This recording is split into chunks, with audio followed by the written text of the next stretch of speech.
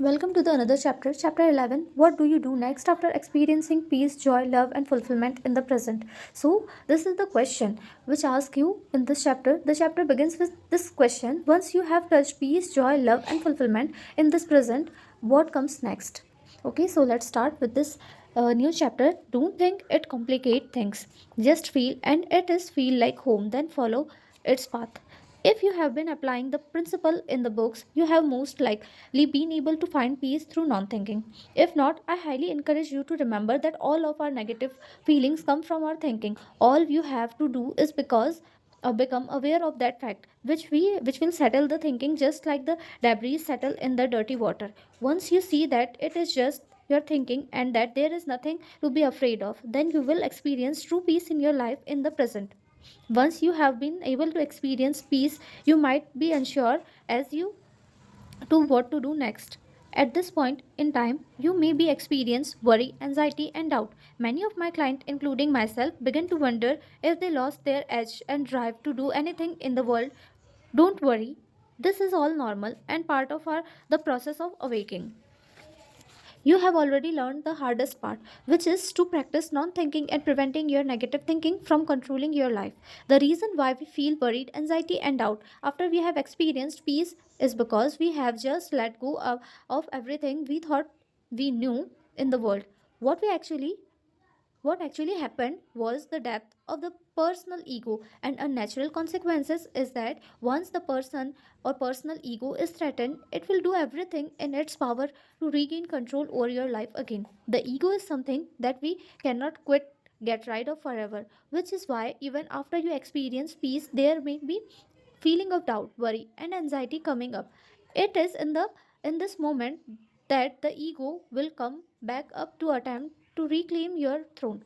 But worry not, because you have already learned how you can quickly dismantle your ego, your thinking, by remembering that your thinking is the only cause of your negative feelings.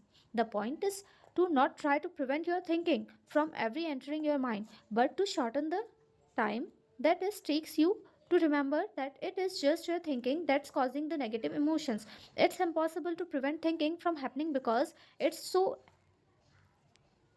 engrinding in us. For example, it's in our human nature that when we suddenly see that we are about to stop on a venomous snack on our path, we will freak out. But when we realize that it's just a piece of rope, you see through the illusion, knowing that you are thinking is what caused you to become afraid of, and you resume your peaceful walk on the beautiful trail.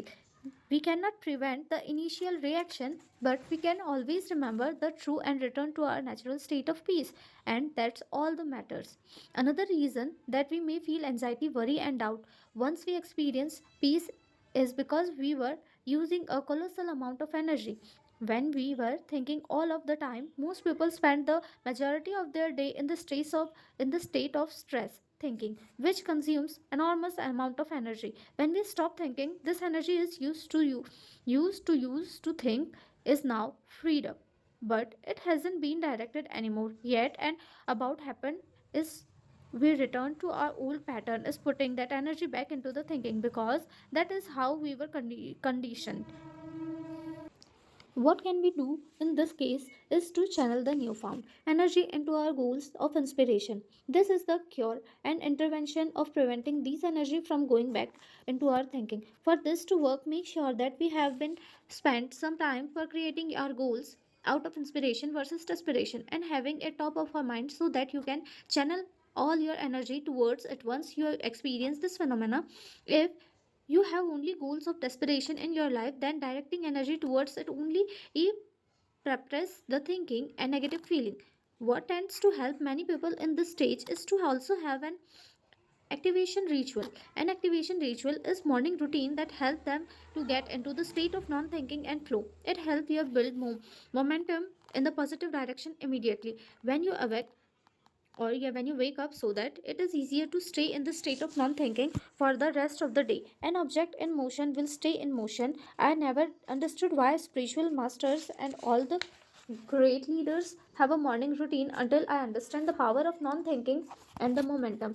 Here is the good news. Now that all of your energy is not tying up into thinking anymore. You can now use this freed up energy and channel it into creating new goals from inspiration to fuel your and propel you into your new life full of peace, joy, and love. The ending point of the chapter ends with the realization that the journey of ongoing living each moment with awareness, sharing love, embracing the life, and continuous flow of peace and fulfillment. In this chapter, the author only wants you to do that. Don't waste your time in thinking, just use that time for the goal which you have made out of inspiration, not out of the desperation.